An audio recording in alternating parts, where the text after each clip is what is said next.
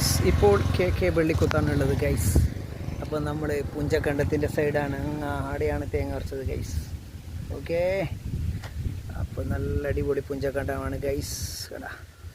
കണ്ട ചോപ്പലിങ്ങനെ പറക്കുന്ന കിടുക്കാച്ച് കളർ പറക്കുകയാണ്. കണ്ട അരിവാളിങ്ങനെ പറക്കുകയാണ് ഗൈസ്. സബ്ബുണ്ട് അങ്ങാടെ. KK വെള്ളിക്കുത്താണുള്ളത് ഗൈസ്, തേങ്ങ പറിക്കാൻ വന്നിട്ടുള്ളത്.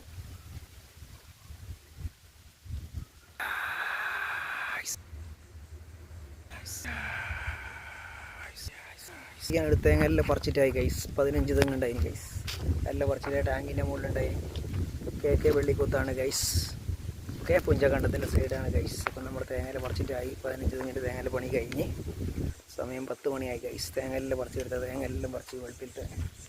ഓക്കെ, പല തേങ്ങയെല്ലാം പറിച്ച് കഴിഞ്ഞ് ഗൈസ്. ഓക്കെ, എല്ലാം പറിച്ച് കഴിഞ്ഞ് സ്പൈഡർ ജെല്ലു ഇന്ത്യൻ ആർമിയിലത്തെ പണിയാണ് ജലാലെടുക്കുന്നത് ഗൈസ്.